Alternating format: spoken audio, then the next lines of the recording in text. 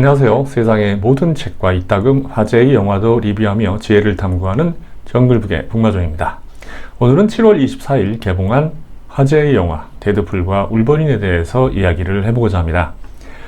이 영화는 관객들마다 평이 극단적으로 엇갈리는 게 특징입니다. 별 5개를 주는 관객이 있는 반면 별 1개도 아깝다는 관객들도 많습니다.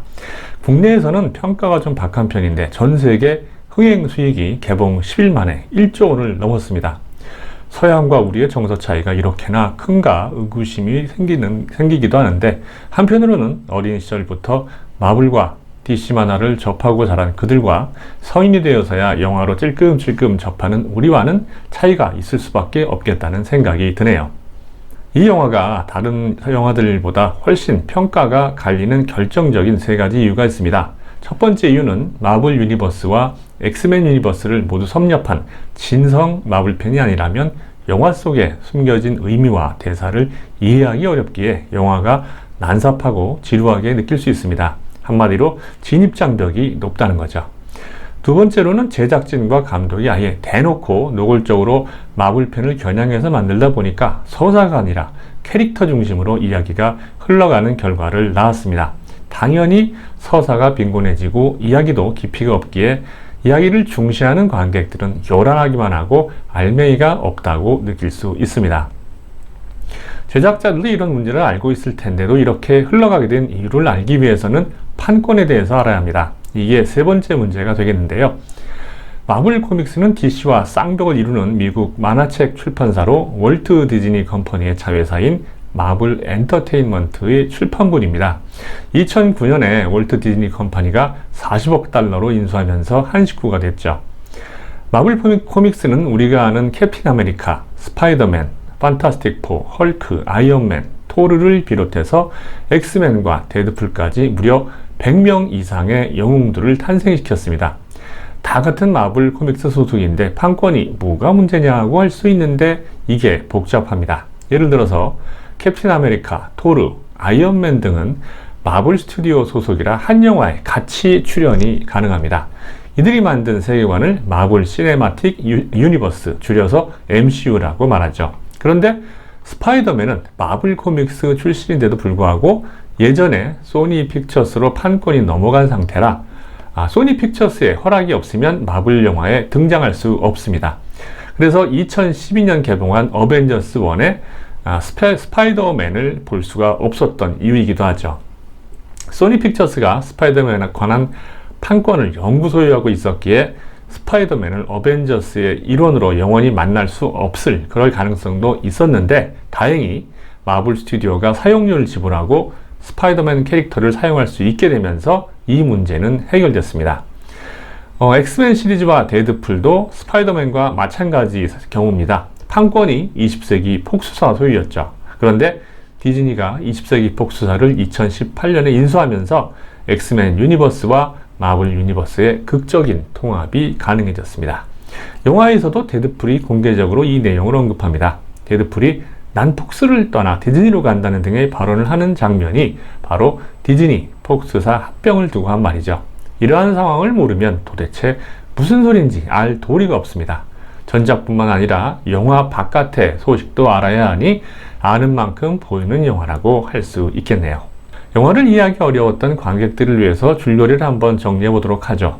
첫 장면부터 데드풀은 디즈니의 폭스사 인수와 저작권 문제를 이야기하는데요. 이처럼 캐릭터가 화면 바깥 관객들에게 이야기하는 경우를 제4의 벽을 깬다고 말합니다. 제4의 벽은 연극에서 유래된 용어로 무대와 객석 사이에 있는 보이지 않는 벽을 뜻하는데요. 캐릭터 스스로 가상의 존재라고 인식하면서 관객과 소통하는 장치로, 다른 말로는 메타 발언이라고도 합니다. 데드풀은 영화 제목에 대한 관객들의 기대를 의식한 듯 울버린에 대한 기억을 망치지 않겠다면서 울버린의 묘를 파헤칩니다. 힐링 팩터를 가진 울버린이 설마 죽었을 리가 없다고 생각한 거죠. 하지만 울버린은 기대와 달리 해골과 뼈만 남은 상태였습니다. 꼭지가 돌아버린 데드풀은 때마침 나타난 TVA 병사들을 울버린의 뼈와 해골로 도륙해버리고 말죠. TVA는 시간변동 관리국이라는 기관으로 지구 616이라는 신성한 시간선을 관리하면서 예정에서 벗어난 다른 시간선을 소멸하는 업무를 담당합니다. 영화 제목이 등장하기 전까지 엔싱크의 노래 바이 바이 바이에 맞춰서 데드풀이 벌이는 사륙전은 아주 인상적인 액션씬을 보여줍니다. 아마도 이 영화 최고의 장면을 뽑으라면 이 장면이라고 할 관객들이 많을 겁니다.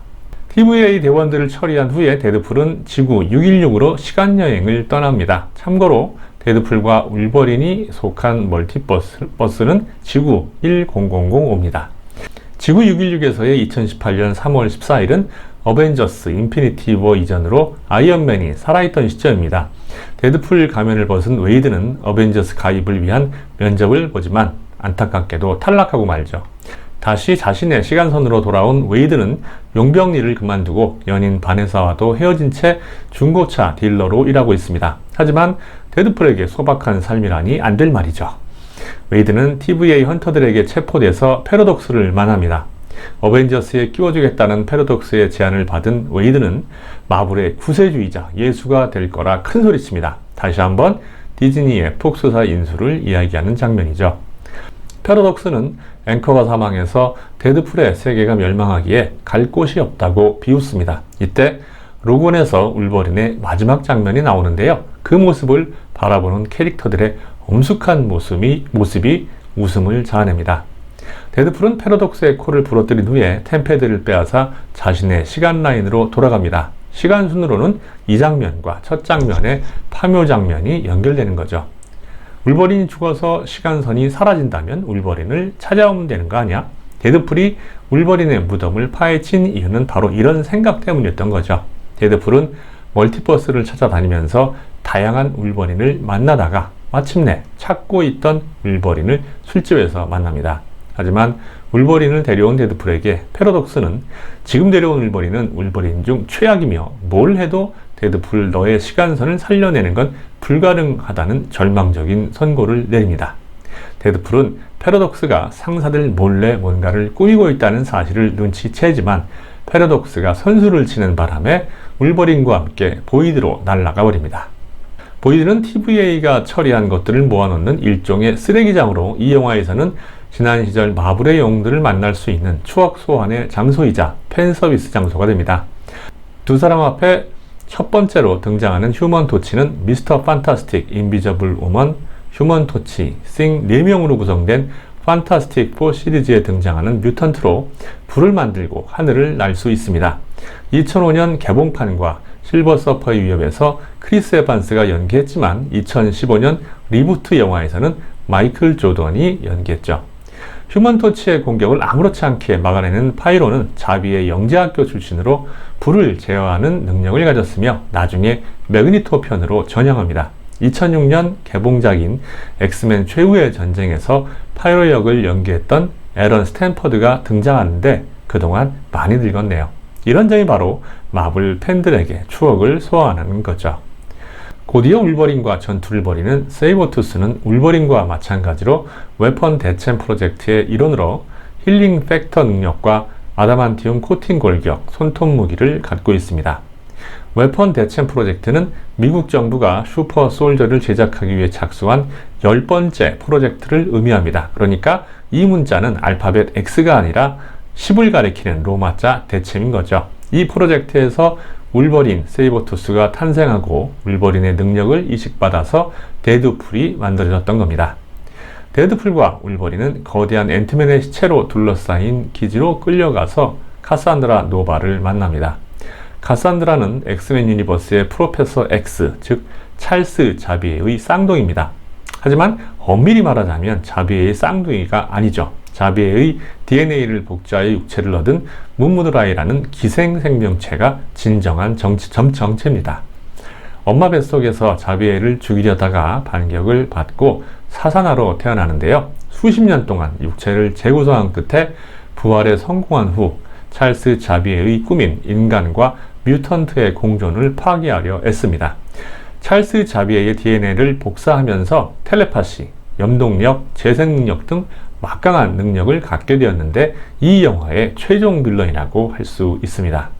기지에서 탈출한 두 사람은 다른 버전의 데드풀인 나이스풀과 도그풀을 만납니다. 나이스풀이 빌려준 차를 타고 가던 중에 두 사람은 의견 차이로 격렬한 전투를 벌이고 지쳐 쓰러진 사이 누군가에 의해 옮겨지는데요. 그곳에서 저항군이자 추억의 마블 영웅들을 만납니다. 엘렉트라는 데어데블 시리즈에 등장한 히로인입니다. 데어데블의 연인으로 악당인 킹핀과 싸우는 암살자로 등장하죠. 웨슬리 스나이프스가 연기하는 블레이드는 블레이드 시리즈에서 흡혈귀 리퍼들과 싸우는 단피로입니다. 갬빗은 물건에 에너지를 담아서 폭탄으로 만드는 능력을 가지고 있는 뮤턴트로 아주 무술에도 능하죠. 2009년 개봉작 엑스맨 탄생 울버린에서 테일러 퀴처가 연기했으며 채닝 테이텀을 갬빗으로 캐스팅한 영화를 제작하려고 몇 번이나 시도를 했지만 결국 취소되고만 비운의 캐릭터입니다. X23 로라는 울버린의 체세포를 이용하여 만든 클론으로 제작 과정에 Y 염색체가 손상되어 여성이 된 캐릭터입니다. 23번째 프로젝트로 태어났다는 의미의 이름이며 악당들의 음모로 친모를 죽인 비극적인 운명의 뮤턴트죠.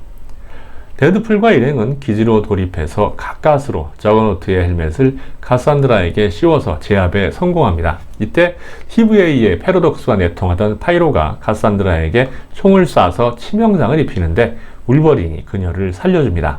카산드라는 두 사람을 충분히 죽일 수 있었는데도 불구하고 그러지 않고 두 사람을 탈출시키죠. 다시 자신의 시간선으로 돌아온 두 사람은 TVA 기지로 향하고 패러독스가 자신을 없애야 한 사실을 알게 된 카산드라마저 이 세계로 넘어옵니다. 카산드라가 타임리퍼의 에너지를 흡수하는 사이에 데드풀과 울버린은 카산드라 휘하의 데드풀 군단과 힘겨운 싸움을 벌입니다. 이 과정에서 나이스풀도 데드풀이니 당연히 힐링 팩터가 있을 거라 착각한 데드풀 때문에 나이스풀이 죽고 맙니다.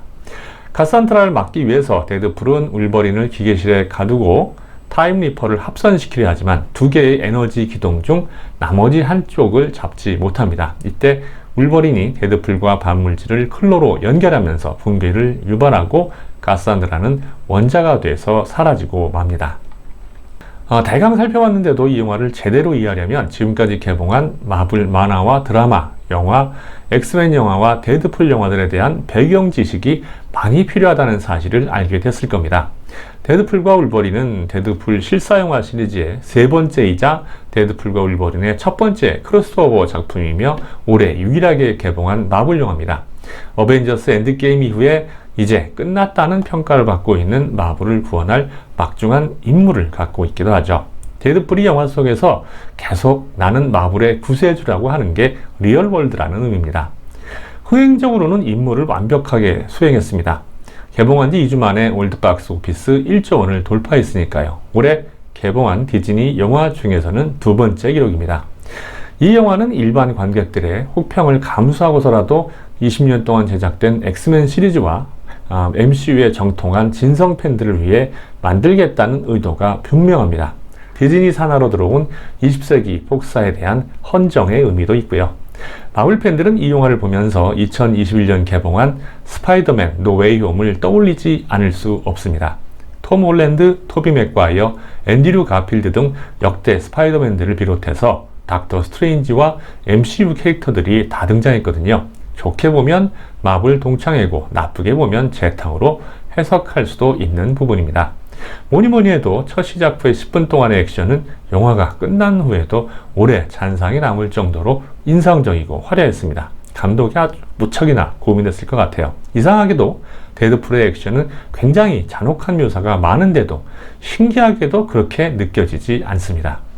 데드풀의 시그니처는 다름없는 수다와 안티히어로적인 성격, 그리고 울버린의 마초적인 면모와 복잡한 내면도 나름 잘 표현했다고 봅니다. 다만 울버린은 더 무게감을 주었으면 좋지 않았을까 하는 생각도 들었네요. 로건으로 울버린의 최후를 완벽하게 마무리했다 싶었는데 이 영화에서 울버린을 가볍게 묘사하는 장면들이 꽤 있어서 어떤 팬들이 보면 불필요한 사족처럼 보일 수 있겠다는 생각이 들더군요. 최종 빌런인 카산드라 노바는 처음 보는 입장에서도 꽤 흥미로운 캐릭터였습니다. 최후가 좀 허망하긴 한데요. 자비의 능력을 이어받은 인물답게 능력치 묘사가 아주 압권이었습니다. 자비의 쌍둥이라고 해도 굳이 대머리로 나올 필요가 있겠냐 싶었지만 말이죠. MCU와 엑스맨 시리즈의 진성 팬들을 위한 영화라는 의미는 역설적으로 말하면 일반 관객들에겐 아주 불친절한 영화라는 뜻이나 마찬가지입니다. 영화를 이해하려고 공부를 하진 않잖아요. 머리를 식히고 대리만족을 하러 가는 영화의 소비 목적을 감안한다면 더럽게 재미없고 엉망진창인 영화라고 비난을 받아도 할 말이 없습니다. 서사의 부족도 지적하지 않을 수 없네요. 이 영화를 보면 스파이더맨 노웨이 홈이 떠오른다고 이야기했죠. 마블 캐릭터들을 소환하는 나열식 구성 방식은 일반 관객들에게 진부한 느낌을 줄 수밖에 없습니다. 한정된 시간에 캐릭터들에게 다 어느 정도의 역할을 부여하려다 보니까 주인공들의 서사도 제한되고 디테일도 부족해져 버렸습니다. 내용적으로는 멀티버스의 문제점을 비판하면서도 결국에는 멀티버스의 그림자에서 벗어나지 못한 느낌입니다. MCU 캐릭터들의 등장이나 다른 데드풀들의 등장은 그들을 아는 팬들에게는 추억을 소환했을지 몰라도 그 외 관객들에게는 그다지 인상적이지도 의미도 없었습니다. 데드풀에 대한 이번 영화만의 콘셉트이 실종된 느낌도 받았는데요. 1, 2편에서는 비록 안티히어로지만 희생을 통해서 성장하는 모습을 보여준 데 비해서 이번에는 어벤져스의 일원이 되지 못한 것에 실망해서 계속해서 자신을 비하하는 느낌이 강합니다. 우리가 아는 데드풀은 세계 평화를 지키는 영웅이 아니라 지인들의 행복을 중시하는 캐릭터인데 말이죠.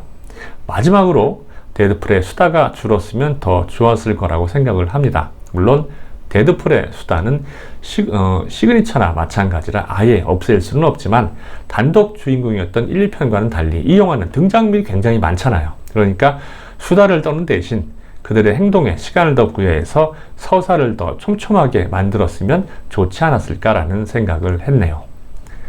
이 영화를 보기 전에는 데드풀 시리즈 한 편이라고 생각을 했습니다. 데드풀이 주인공이고 부활한 울버린이 보조하면서 다른 악당들과 아주 멋지게 대결하는 내용을 예상했죠. 그런데 영화 외적인 요소들의 영향 때문에 예상과는 전혀 다른 방식의 결과물이 탄생하고 말았습니다. 데드풀 캐릭터를 좋아하는 관객들에게는 좀 실망이 클 것 같습니다. 마블 영화를 좋아하는 라이트 팬으로서 바라는 점이 있다면 제발 그 지긋지긋한 멀티버스는 버리고 각 개별 영웅들의 서사에 집중했으면 좋겠습니다. 하도 멀티버스를 펼쳐놓다 보니까 설정도 모순되고 배경 지식이 없으면 이해조차 할 수 없다는 점을 알았으면 합니다. 이렇게 이야기를 해도 흥행 성적은 잘 나오니 과연 바뀔까라는 의심이 되긴 합니다만 아무튼 그렇다고요. 이 영화에 대해서는 평점을 두 가지로 나눠야 할 것 같습니다. 오랜 시간 마블과 엑스맨 시리즈를 다 섭렵하고 배경 지식이 아주 풍부한 팬이라면 7.5점에서 8점, MCU에 대한 지식이 별로 없고 배경 지식도 일치하는 일반 관객이라면 3점에서 4점 정도를 주겠습니다. 이 동영상 만드느라고 진짜 열공했다니까요. 내용에 공감한다면 구독과 추천을 부탁드리겠습니다. 감사합니다.